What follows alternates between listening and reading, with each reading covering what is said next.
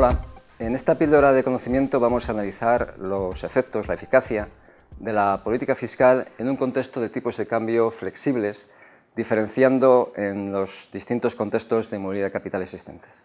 Quiero recordaros que en economía cerrada ya vimos en una píldora de conocimiento los efectos y las razones de cómo se ajusta la economía ante una política fiscal expansiva.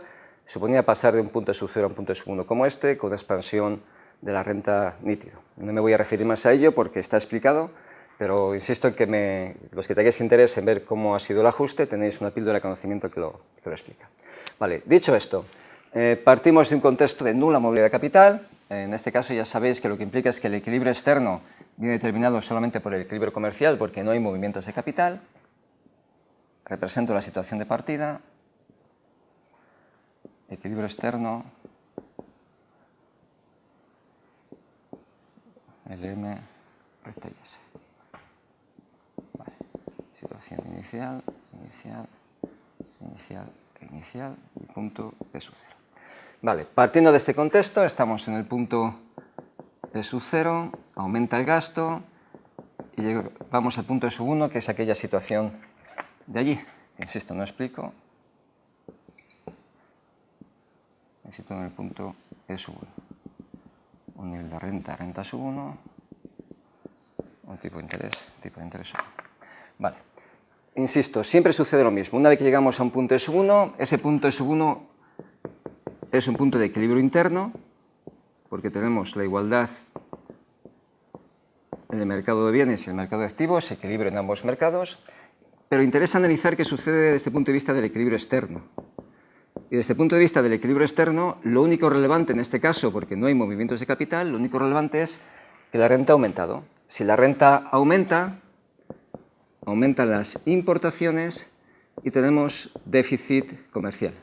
Al haber déficit comercial, tenemos déficit exterior, porque, insisto, no es relevante lo que sucede con los mercados de capitales, porque no hay movilidad de capital.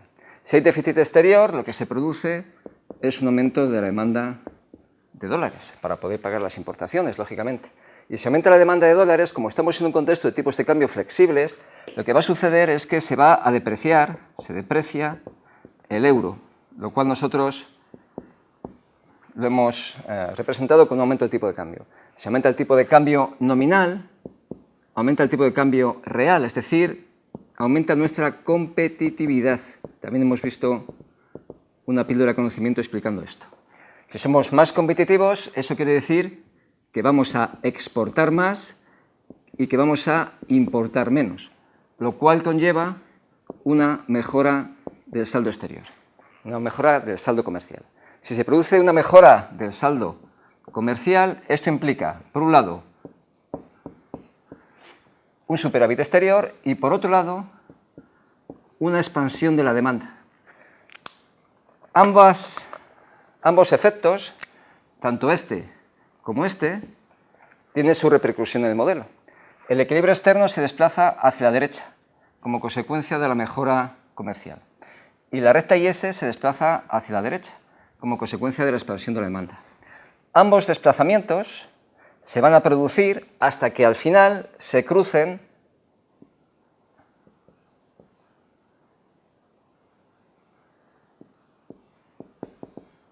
en un punto como este, un punto E sub F con un tipo de interés sub F y un nivel de renta final, renta sub F.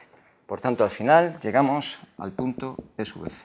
¿Y qué es lo que hemos tenido? Hemos tenido un importante incremento de la renta. Por tanto, de primeras podemos ver que cuando hay tipos de cambio flexibles y nula movilidad de capital, la eficacia de la política fiscal es muy elevada.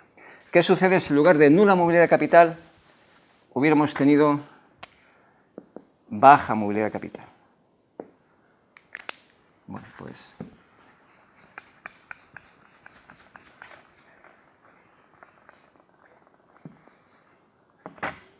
en un contexto de baja movilidad de capital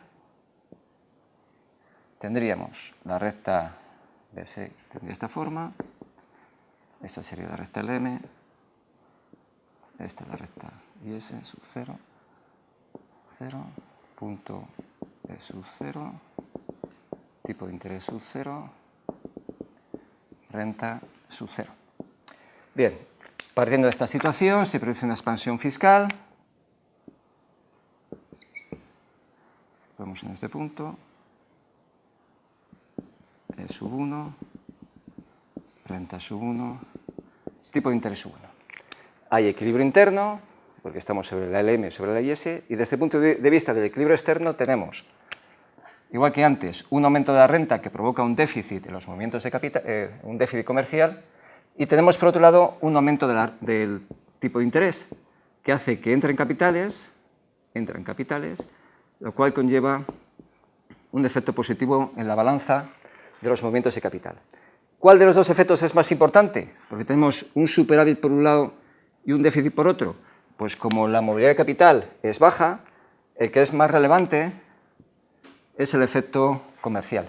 Y por tanto, al final tenemos déficit exterior y se repite todo el proceso. Aumento de la demanda de moneda extranjera, se deprecia el euro, etcétera, etcétera, etcétera, hasta que al final, exactamente igual que antes, hasta que al final llegamos a un punto de sub F. La recta IS se desplaza hacia la derecha, la recta BS se desplaza hacia la derecha,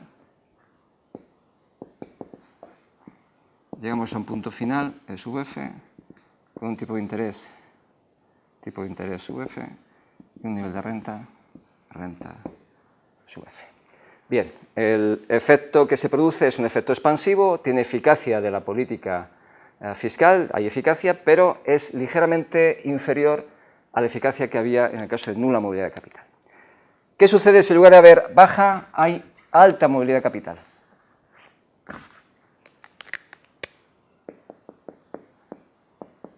Alta movilidad.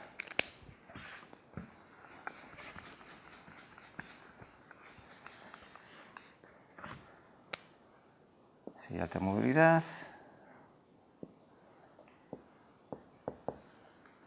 Sería esta,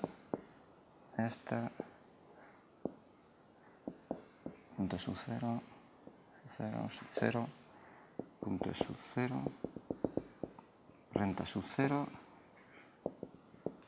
tipo de interés sub 0. Igual que antes, la expansión del gasto me lleva al punto de sub 1, nivel de renta y de tipo de interés sub 1, estamos en equilibrio interno. Y ahora, ¿qué sucede desde el punto de vista del equilibrio externo?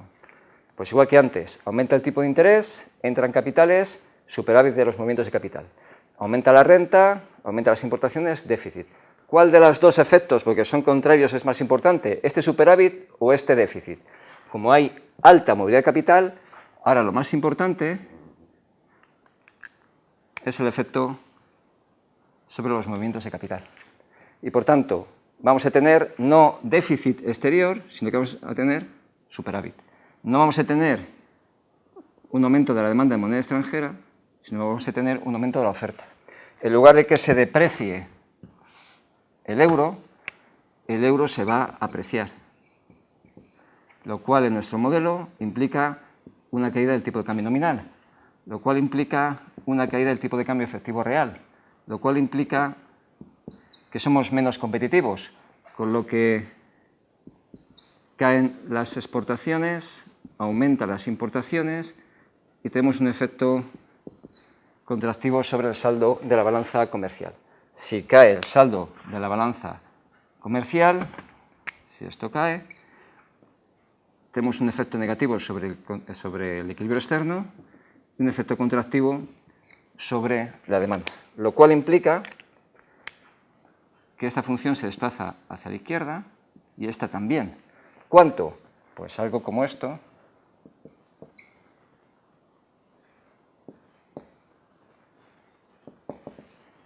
Para acabar en un punto E sub F, con un nivel de renta sub F, y un tipo de interés sub F. La lectura, pues que vuelve a haber una expansión de la renta, o sea, el resultado es que la renta se expande, pero menos que los escenarios anteriores. Ya podéis intuir lo que va a suceder con la perfecta movilidad de capital, el último escenario.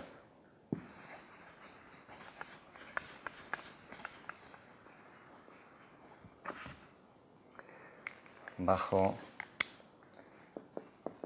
perfecta movilidad capital, donde lo único relevante es lo que sucede con el tipo de interés nacional y el tipo de interés extranjero.